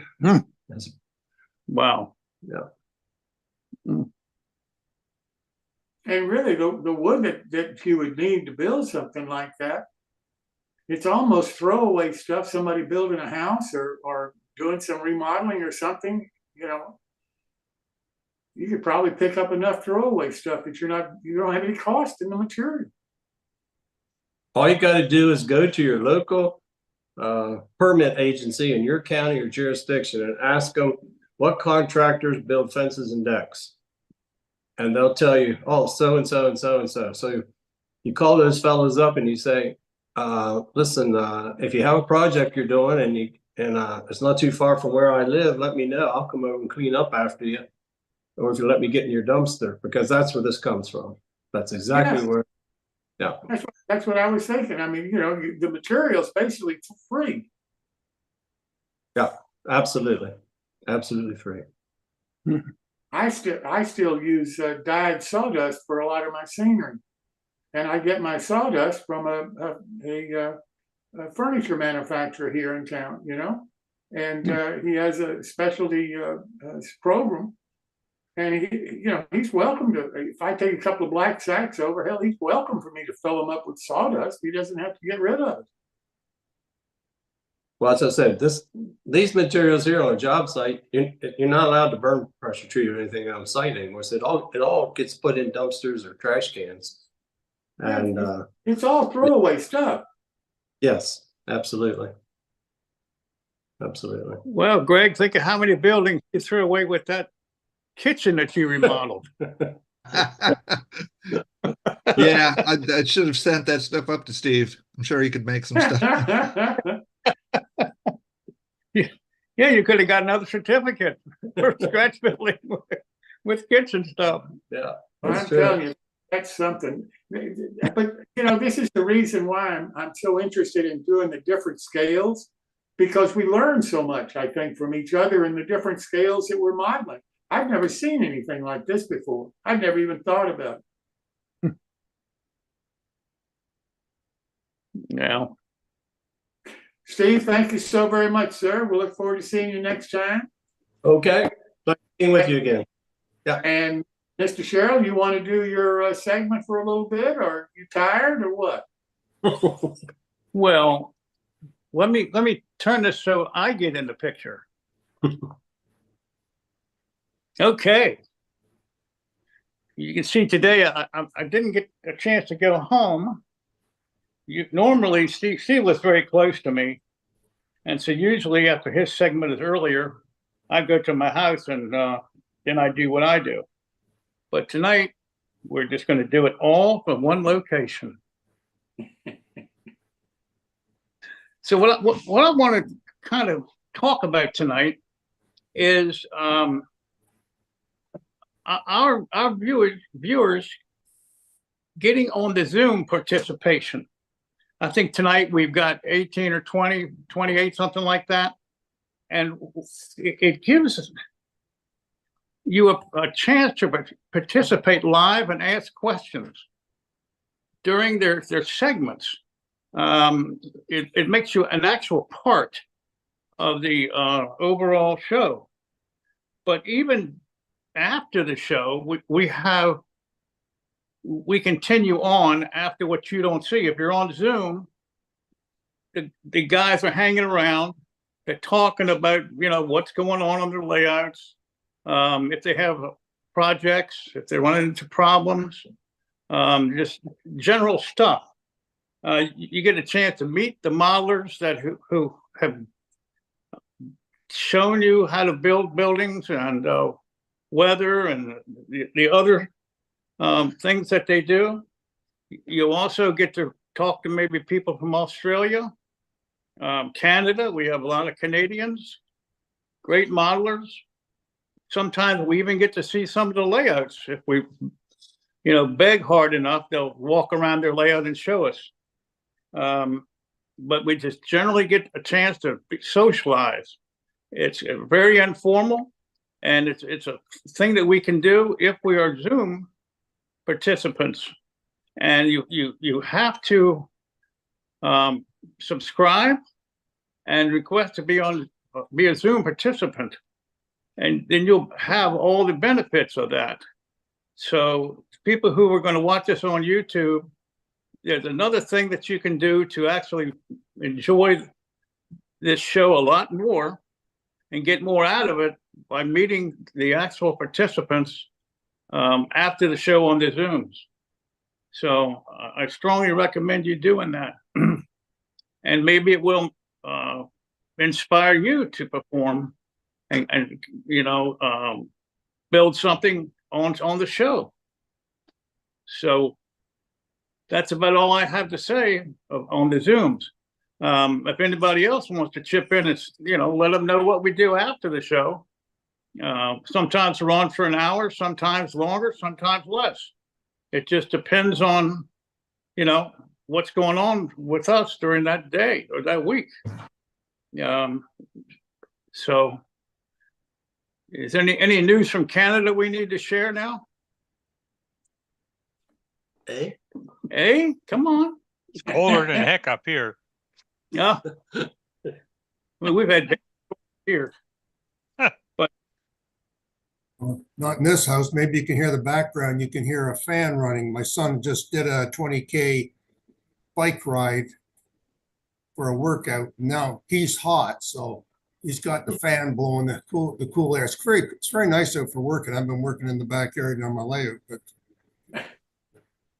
that's nothing too much. Hoping to get down to Harrisburg next week and see all you guys. yeah, it's going to be good to see you. I'll see you and Steve. Yeah, That Tom. ought to be a good show. Well, That maybe ought to be a good show. from there. That would be kind of interesting, wouldn't it? In the future, to maybe set that up where we could talk to the model It who are would on be. site. It would be. You know? We could walk around the show and see what manufacturers are there and what people are really up to. It'd be very interesting. We could do some interviews, make a video. Yeah, I think we ought to, Tom. Why don't you, I assign you that. You need to check. You need to check with Al, because he may have somebody that he's already asked to do that. I don't know. I'll ask him. He's a friend of mine. Yeah, but you ought to ask Al. Well, Al does such a nice job with these shows. He really does. I mean, yeah. The time and effort that he puts forth trying to get this thing done and put it together and all the rest of it, it's not an easy thing to do, and hats off to him for doing it. Yeah. Well, I tell you, just like the guy that I met this afternoon, can you imagine this? This show has been going on, this S-Fest that I've never even heard of. They've been having this thing for 47 years. And the guy that was doing it, that believed in it, died, and nobody wanted to pick it up. And this guy picked it up to make sure that it had, some life to continue. And he said the reason nobody else wanted it, they were scared to do it. They didn't feel comfortable without, having all the I's dotted and know where all the problems were. They just didn't feel comfortable stepping into it. And you got to admire a guy like this guy now that stepped into it and said, well, if nobody else will, I will. And, after the first show, it gets easy. Yeah. Well, you know how to do it after the first show. What, Jim, how many shows have been produced so far? Do you know from number one? From what? For us? Yes. Yeah, for new tracks. Well, it's once a week for about 4.5 years. That's how Wow. many. And sometimes at some points we did twice a week, and Yeah. then we did train shows. We did virtual train shows during the pandemic, and we did some of those. And and it's interesting now. I think that I think that you may see more and more joint conventions come along that are part virtual and part physical, because I think people are figuring out that it's tough to hold a physical convention and make a lot of money. I don't know the exact dollar amount, but I heard that the last G scale convention out on the West Coast, I forget exactly where it was. The promoters, that convention lost $100,000. What? And Lost. I could be wrong the exact amount of money, but my memory serves it was $100,000 that the convention lost, and that was the G scale convention. Well, I'm not sure they get the participation that they should have or that they need. I know when it was here in Washington, they lost a lot of money also. It's a long time. These conventions are just getting too expensive to attend. And as we get older, we don't feel like we can go away for a week. I mean, we have things at home we have to take care of. I mean, I may not even go to Pittsburgh, and that's the closest narrow gauge convention in years for me. I mean, because I don't, I just don't know if I can be away that long. Well, can I chime in and let you guys know about something that happened here in the Mideast region of the NMRA? I'm part of the Potomac Division, and as you know, Jack has set up the Mideast Region's convention for this year down in North Carolina, and they were planning to have the 2025 Mideast Region convention in New Jersey. But just about 2 months ago, the New Jersey division, which had been working on it for over a year, let the Mideast region know that the hotels in their area were too expensive for them to actually be able to use. And they've had to cancel the convention. They were looking for another division that might be able to pull it off in under a year's setup time. But it doesn't look like any division is going to be able to do that. So we may not have a regional convention next year just because of the cost of the hotels. Now, New Jersey is not necessarily a cheap place, but it's just sad that, the cost of the hotels can actually control whether you can have a convention or not. Why don't you do it virtual? There has been some talk about that. They might end up holding something virtual. The regional people will be looking into that. And the reason I know about it, they came to our division to see if we could do it. And we just said in under a year, we wouldn't have enough time to pull everything together. But there was some talk about possibly doing a virtual one. So that may happen. That may end up saving it.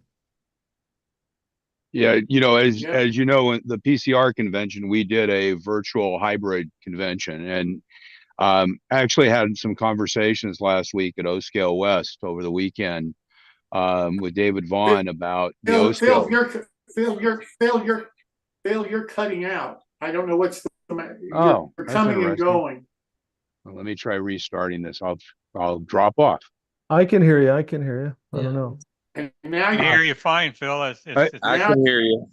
Anyway, I had a long conversation with David Vaughn, and then to talk to the O-Scale Central about the potential of doing a virtual convention. I think, when you look at a regional convention, still having a physical convention is desirable, but the hotels are, as you indicated, Greg, getting harder and harder in terms of the cost structure.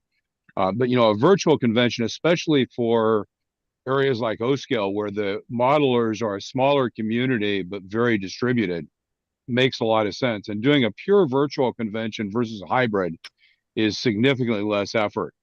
Trying to integrate the two together is a real challenge. I think as a group, we need to think more and more about how to do those different things. So, but you're right. The challenges of doing conventions and getting convention attendees are getting harder and harder. So, this is tell just you- something to think about. But the Zoom meeting that we're on right now is kind of a base platform that could be used for a virtual convention. And I know that for the times that I've been on, there's been a number of times where people couldn't make the obligation that they said they were going to make as far as being a presenter. But if we could get enough people to be presenters and make sure that they were going to be there when they say they're going to be there, we have the platform already. And I'm kind of wondering whether or not we could extend what we're doing here to actually put on a virtual convention. And it wouldn't have to be any region. It could be countrywide. Well, and we did the 2021 NMRA National Convention. What we did it a bit more sophisticated. Once you get over about 100 people, Zoom starts losing. There's a lot of challenges in Zoom, especially managing who's attending, right? Mhm. Because if you're, and how you manage that, the Zoom has a webinar product, which is designed to do webinars where there's much more invitations. It's much more people presenting on stage, kind of. There's a real difference in this meeting. Everyone, except for the host who kind of has some controls, everyone's kind of equal. In their webinar product, the people that are presenting are kind of on a stage, and the audience is separated and can't actually talk or interact unless they're actually called upon by the host. And so when you do a large convention where you have 2 or 3 or 4 or 500 people, there actually are some pretty interesting tools now available to manage those. So, if there's an interest in someone in driving a large convention like that, we should definitely have a conversation. Having been through it, I think we've done out here in this area probably 7 or 8 virtual convention or events. We've done a number of the SIG meets that have been done virtually. Done another number of regional meets, et cetera. So, I think it's a way. And the thing about it is that, at least out here, we never get more than 20 to 25% of the membership to come to a convention. And so you really are not serving, probably 50% of the members never come to a convention. 50%, 20, some percentage go to a convention every year, and another percentage goes when it's local and they don't have to go to a hotel. But there are a lot of people that never go to a convention. So, if we're extending that, I think becomes a really interesting way of engaging people, even if they're not that far away. So, I think it's a very interesting way of adding value, but kind of the step between what we're doing here is a kind of a meetup and a much more formal convention structure. Mm-hmm. But it's funny because going back to what you said about this being a platform for it, I think what you have to consider is if you're going to do a virtual whatever, whether you call it a train show, whether you call it a meetup, whether you call it a convention, whatever you want to call it. If you're going to do it virtually, then there's 2 factors. One, the number of people that you're trying to attract to actually be on their computer looking at the screen for X number of hours at a time, versus the number of people that are going to look at that video or segments of that video for no telling how much time in the future. When we were doing, during the pandemic, when we were doing the train shows, we had no more than 50 to 75 people at a time. You're breaking up, Jim. Actually looking at what we were doing with each one of the vendors. Jim, you're breaking up Fourth train badly. show by around 1,200 views of the train. I don't know why. Yeah, I don't know. And can you hear me now or not? Yes, when you're close there for a minute, yes. Okay. And I can't tell you why, but for me, the value of it and what the vendors were saying, the value to them, and I'm assuming the same would go for a clinician, but that's my assumption. They were more interested in the views that they got than the number of people that were attending. Sure. If the purpose of holding a virtual meeting, convention, whatever, is to try to capture the friendships, the seeing friends again, then that's a totally different situation, in my opinion, and has to be put on in a totally different way than if you're showing how to do something, clinics, maybe somebody's layout, maybe a prototype, something where people can, it doesn't matter whether they're there or not. And I think if you're going to go virtual, you have to first make the decision of what is your goal. Is it getting the number of people to see the video or to see some part of what you're trying to produce?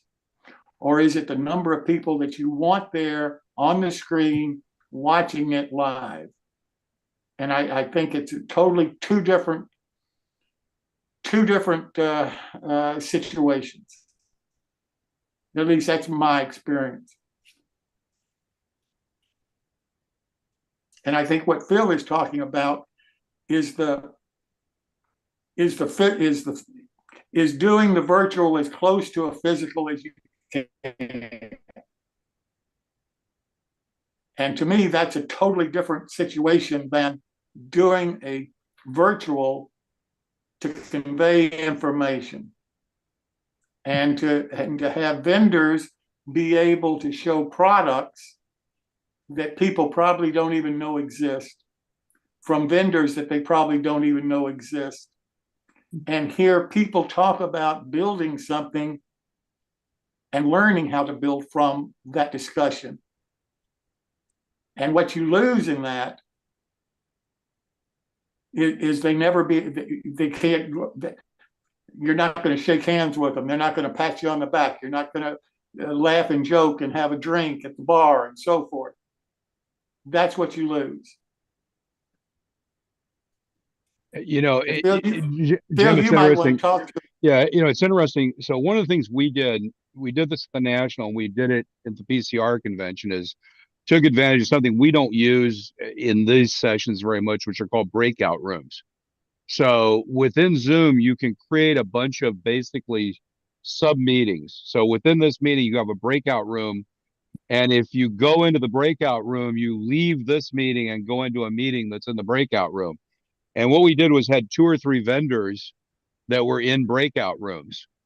And there was a time that was dedicated to breakout rooms, and you could choose which vendor you wanted to go see. And it's a really interesting thing, because the thing that's different about a convention versus this meeting is, right, this meeting is a singularity. I'm talking, Jim was talking, someone else is going to talk. It's a linear series of people talking. The difference in a convention is you have 100 conversations going on simultaneously. And so one of the questions is, how do you replicate that? Because that's how you meet people at a convention, talk to your old friends, talk about things that are interesting, focus on topics. And the breakout rooms actually let you do that. And the way I kind of convey it to people is, don't think about it as a Zoom meeting. Think about it as a hotel that has suites for vendors, right? So you ever been to a convention or something where companies get suites at the hotel, and you walk down a hallway and there's a sign outside of each suite or each room that's got the name of the company, and you can just walk in the door, talk to that company for 15 minutes. When you get your questions answered, you walk out the door. So it's not a presentation any longer. It's totally set up for interaction. And we had 9 vendors and a couple, 3 associations that were part of this, and there were 20 to 40 people in some of those breakout rooms, and they would come and go. And I talked to Dennis Brennan. What Dennis did was he took a whole bunch of pictures about his products, his models, and he put those all in a PowerPoint deck and had it all set up with the 2 screens with the presentation manager and PowerPoint. And somebody would ask a question, well, tell me something about your kit. And he would immediately click to the photo, bring it up in PowerPoint, share the screen and say, well, here's how you do that in my kits. And those kind of interactions are in many ways the kind of things you get at a convention when you go talk to someone and they can actually show you what they're doing, describe it. And I think that's what creates this feeling that you're not going to a meeting to listen. You're actually going there more to interact. You have to create those opportunities for people to interact as a group. So if anyone's interested in trying to do some of this, very much would be more than willing to sit down and talk to you about how to do it. Not only kind of what are the elements you need to do, but what are the resources you have to make it happen. For those of you who went to the virtual convention, you all met Sydney. What you don't know until you think about it a second is Sydney spent 3 days from 8 o'clock in the morning till 10 o'clock at night. So that's 14 hours basically hosting you guys. And you have to find somebody who's willing to do that. And that's a really challenging job to do. Or you have to have multiple people do it. When the National, what we did was we had multiple rooms. We actually had multiple hosts in different areas. But, if you want to do it, it's a great way of extending the convention beyond the people that can physically get to the convention. And like you said, it's getting harder from a travel cost perspective, from a lodging perspective, kind of from all the perspectives. And by the way, if you're doing a regional convention and you're trying to use a hotel, the food and beverage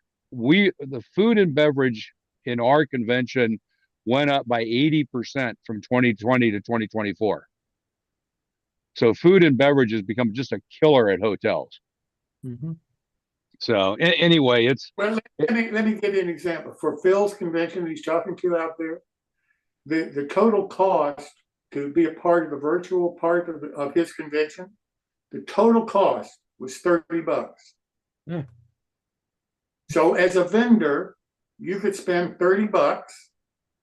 You got a video that could be shown at the convention, and you got a breakout room, and it cost you $30, and you didn't have to leave home, and you didn't have to pack all your stuff, and you didn't have to unload it, and you didn't have to pay all the union costs if there are union costs to have the union labor do it for you,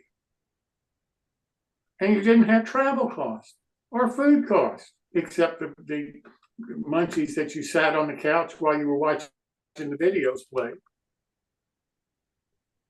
Versus, and Phil, how much would it cost with the hotel and food and so forth to actually attend your convention?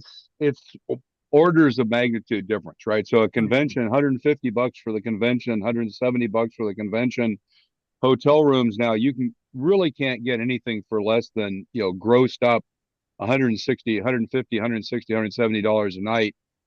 Hard to get under 200 most places. I don't know if anybody's going to the national convention, but I think you're going to be up closer to 3. It's going to be $275 a night. The room's $209. You got parking and other stuff, and then you put taxes on top of it. And most cities look at hotels as passing taxes on hotels is really easy because the voters don't have to pay the taxes. Somebody else does. It's very easy to vote other people's money. And so a lot of these, you look at a lot of cities, they have a 10 or 15% hotel tax. So, you pay 10% sales tax and 15% hotel tax. By the time you get done, you're putting a 25% markup, $20 for parking, and you put that on top, your 209 becomes 280. And, for a 4 or 5 day convention, now you're up to $1,200-$1,500. And Phil, then you could easily double that or triple that if you flew in from the East Coast and rented cars. Right. Yep. No, exactly. And it's becoming, and the question is, how much of the convention value can you deliver? So layout tours are very interesting because you can't do layout tours the same way at a virtual convention. By the way, having somebody walk around their layout with an iPhone is incredibly difficult to manage and watch, just because nobody knows how to do it. But most of the good layouts that are open have been videoed by somebody.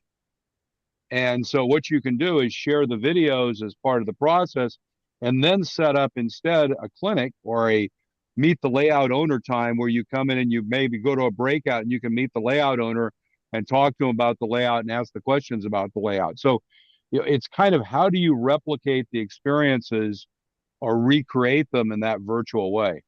But you're absolutely right. I think it's a way of bringing us together. And the other thing is, unfortunately, we seem to be aging, and as we're aging, our community seems to be aging, and as we age, the health ability of people to travel is becoming significant too. You have a question, Phil? Yes. Gentleman Jeff Thornton, he asked if I had another commitment. Can I still pay and watch the videos? So the problem with breakout rooms is right now they don't have separate video recording the way Zoom is set up. I don't know if that's something they can do in other ways, but the normal systems don't do that. So the breakout rooms are, so think about that the clinics being recorded, and then that's a decision about whether you make those available or not afterwards, and you make them available to participants for some period of time. We did it for about 2 weeks. So all the videos that were done in the virtual, which was 1 room out of 3 at the convention, those were all recorded. They were broken up. They were put up on YouTube for about 2.5 weeks, almost 3 weeks after the convention, I think. And basically everyone who went to the physical convention and who went to the virtual convention had the opportunity to see those. But after 2 weeks, we took them down. And there's those of you who've run conventions, there's a big discussion about, do you give away the value and will people come to the convention? It's kind of a challenge. And by the way, this is happening everywhere that people are missing their numbers. I was out here at O-Scale West, and O-Scale West didn't make their numbers this year. And I think it's going to be very challenging whether or not they actually have another event next year, because all the committee members are being asked to reach into their pocket to pay the difference between what the convention, they didn't make their room nights. The problem with the convention at a hotel is the minute you don't make your room nights, things get really hairy really fast. I mean, if your room nights are, that $150 a night, $170 a night, and you miss 20 nights, that's $4 grand you owe. And so all of a sudden at the end, you're sitting there needing to write a check to the hotel for $3,000 or $4,000, and you got to look around and say, who's going to do it? And so, I think that's one of the other challenges. I think it's going to get harder and harder to get people to take on the financial responsibility of running one of these things. Well, and see that I agree with you 100%. That's why, to me, I think we may have come awfully close to reaching a point where you're going to be either having a virtual event or you're not going to have, because people can't afford it. They can't afford going to them, and if they don't attend, then the people that are putting them on can't afford to put them on. Yep. And some of them will discount. It's as simple as that. And really what it comes down to is what you're trying to achieve from the virtual convention. If you're trying to replicate a physical convention, that's one thing. If you're trying to pass a lot of information to a lot of different people, that's totally different than replicating a physical convention. Would you agree with that, Phil? Absolutely. I think it's how you structure it can be very different. So the thing about the replication of the physical convention, the biggest thing to me is this creating places where people can interact, right? And having a way for me to meet somebody who's interested, or at the end of a clinic, talk to 3 other people that were interested in that topic and go have a conversation. Just like, think about what you do at a convention when you walk out in the hallway and you start talking to each other, and how do you kind of replicate that experience? I think if you're very much focused on, information dissemination, that's where you see things like an NMRAX is much more around the idea of, let's have a speaker, have questions, and there's a beginning and end. There's a beginning with the speaker, there are questions, and then it ends. I mean, the thing that's interesting about New Tracks is, we do that, but we also have during the actual show, these kinds of discussions, and then kind of more of an open community discussion afterwards. On the other hand, we really don't break up into smaller groups. For example, would it be interesting for Tom to host a breakout room where you could go ask Tom questions for an hour?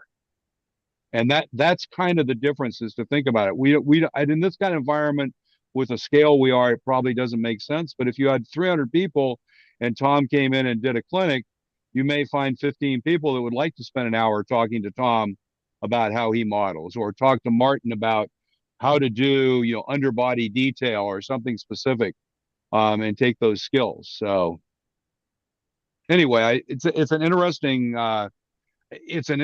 change for our hobby, I think, going forward. Bill, we do have a breakout room on here.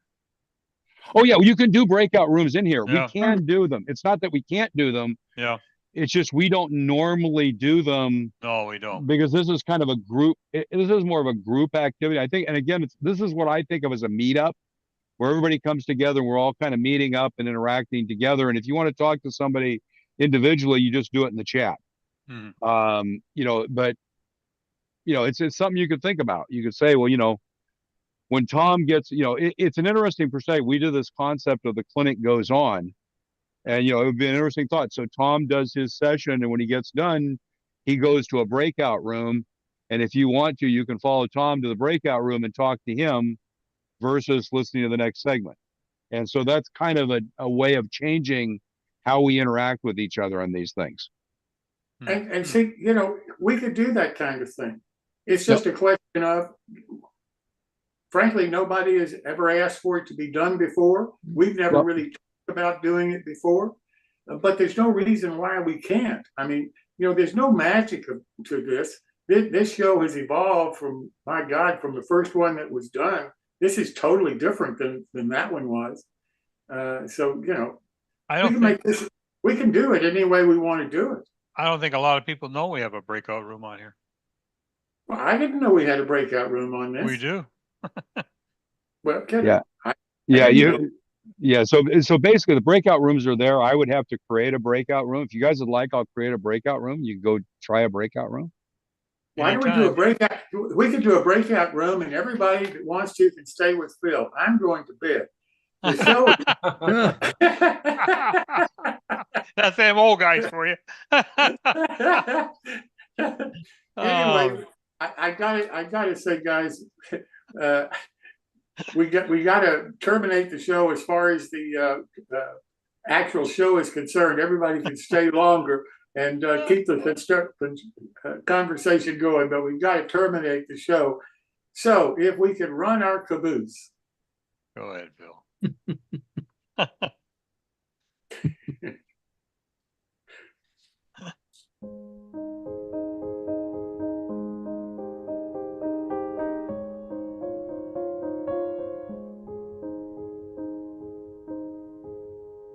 This is for the collectors.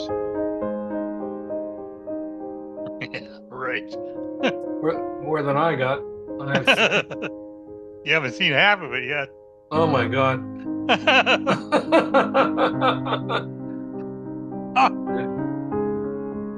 More than one.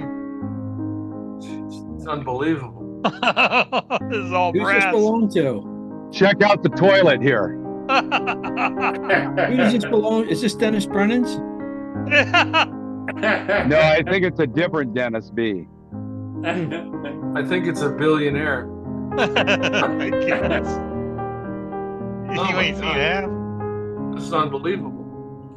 Did I hear you say that this is all brass? Yep. Yeah. Every bit of it.